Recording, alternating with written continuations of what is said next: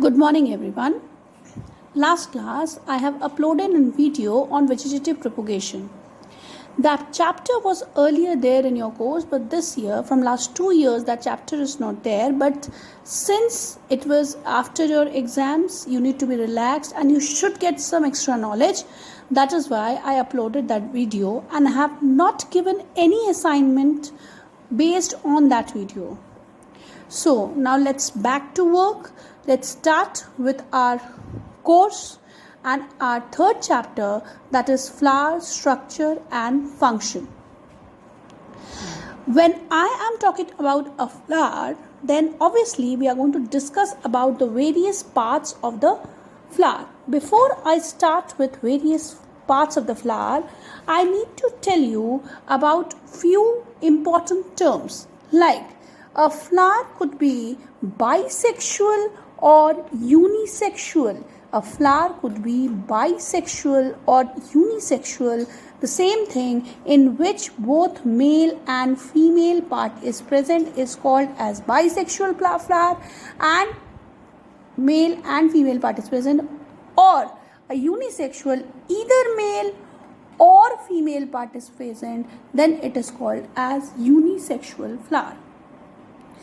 If a plant is giving flowers, then it is called as a flowering plant or angiosperms.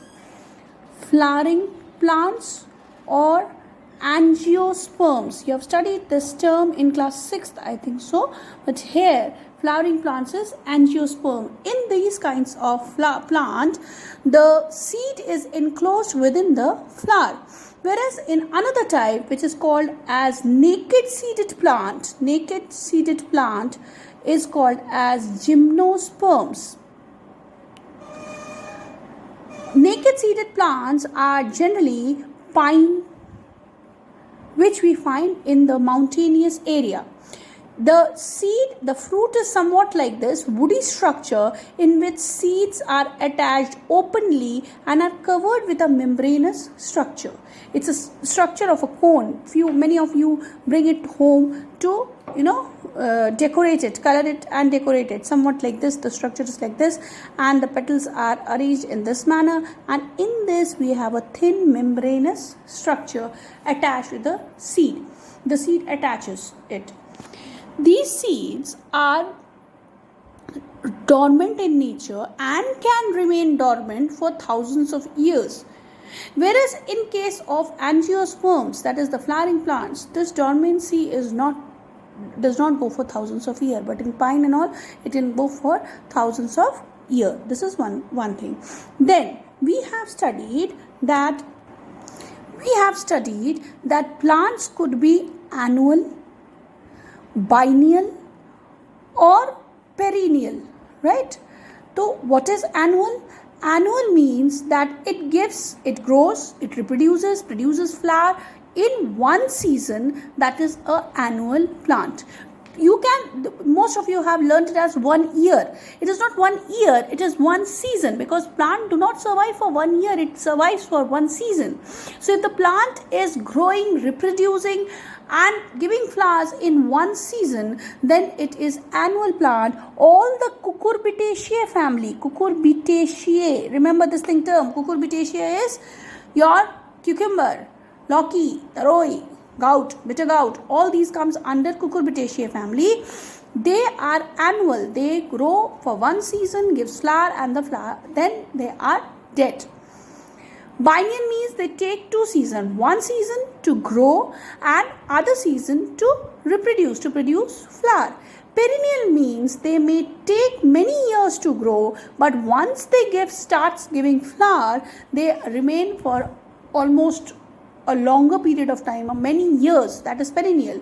All the fruits, especially mango, guava, all these are perennial. Once they start giving flower, they give throughout their life. That is perennial plants. Now, when we are talking about, we come to a typical structure of a bisexual flower. When a bird develops in the axil of a stem, suppose this is the axil, if you have seen a bird, it's a closed green color structure. It is attached with the help of a green leafy structure, very thin leafy structure, which is called as bract. This is called as bract. Now, when the flower develops, you might have seen this kind of structure, that is a swollen structure, and then to it we have and then the flower grows like this, right? So we have the pedicel or the stalk. This is called the pedicel or the stalk, which is attached to the branch. This is the stalk which is attached to the branch. It is unique for a flower, and sometimes there could be many flowers in one stalk. This stalk is also called as pedicel or petiole. Pedicel or petiole. In certain plants, especially in grasses and all, sometimes the stalk is absent. That means the flower is growing without a stalk. Without a stalk, like this, the flower is growing without a stalk. Such flowers, the flowers without stalk, are called as sessile flowers. Without stalk or pedicel are called what? Are called sessile. The word is sessile flowers, generally found in grasses. Like they are generally found in the grasses. Now we come to the thalamus, the receptacle. Thalamus, this is the swollen structure, is called the receptacle or the thalamus, which holds the flower. Now let's start with the four whorls of the flower. Diagram of flower is very, very important. So let's start. How many whorls? 4 parts of a flower.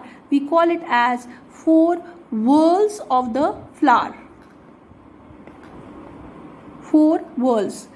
First is your calyx, then is your corolla, then is your androecium, and then is your gynoecium.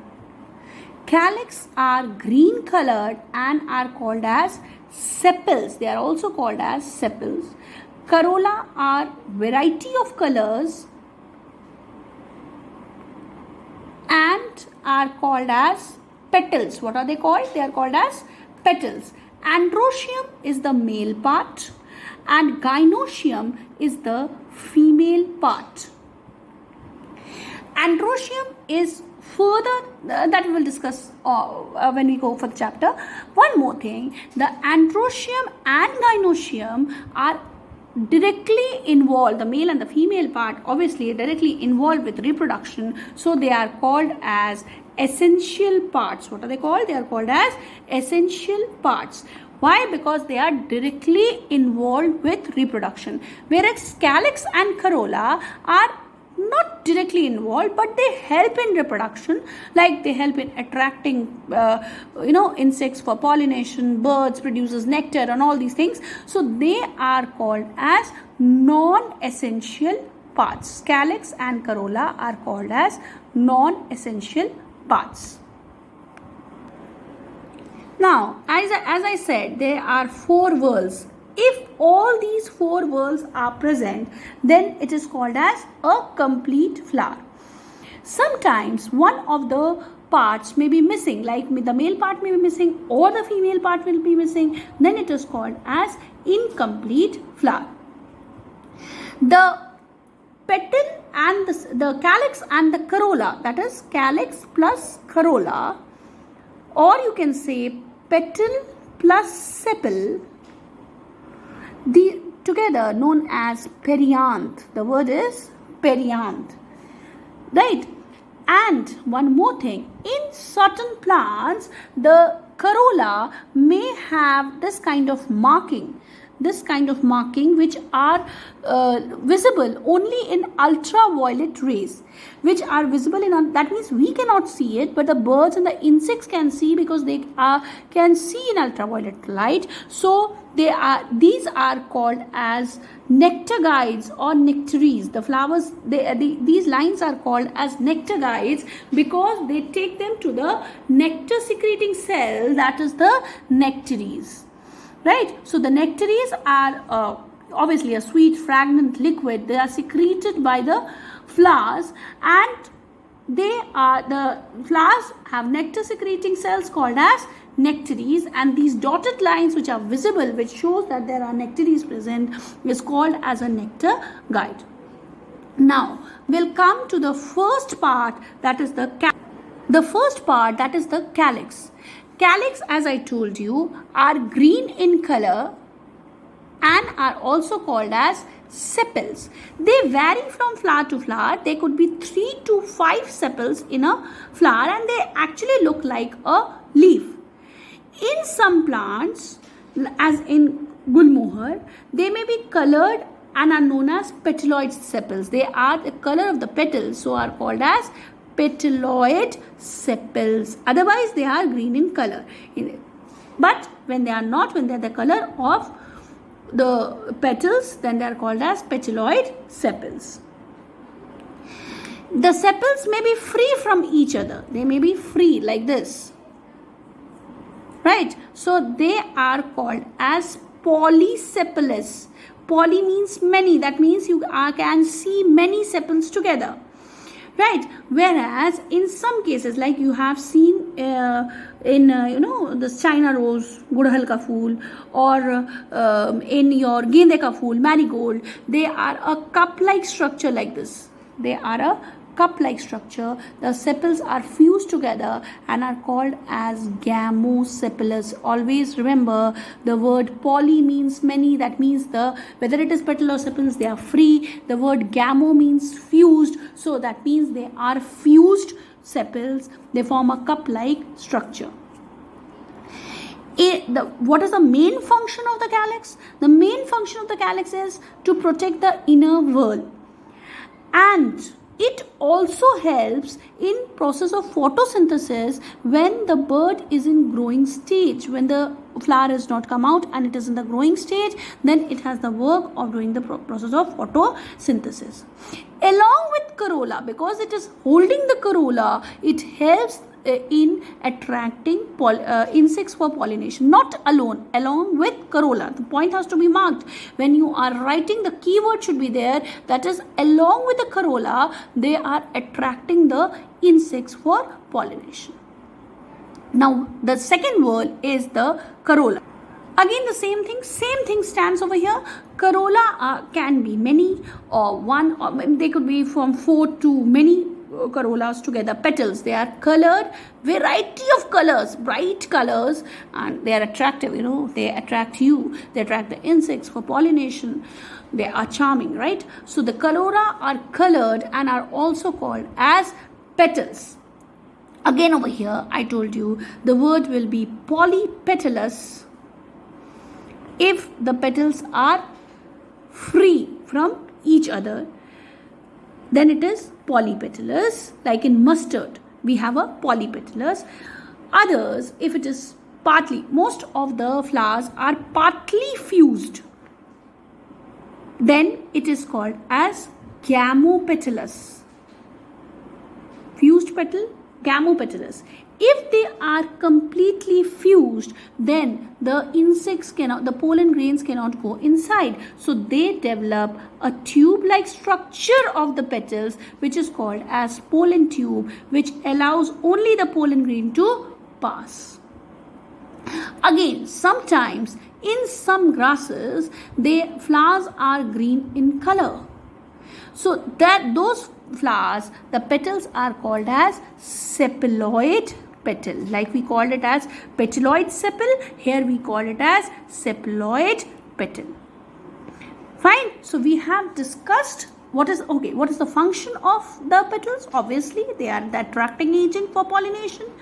If they are having nectaries.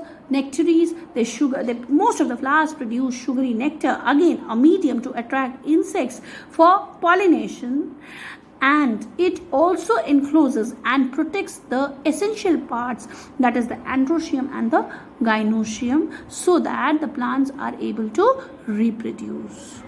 So we have discussed about the flower, the general structure, and two parts of the flower, that is the calyx and the corolla. For today, this will be all. Next class, we are going to discuss about the essential part. We discussed the non-essential parts. We'll discuss about the essential parts, that is androecium and gynoecium. Have a nice day.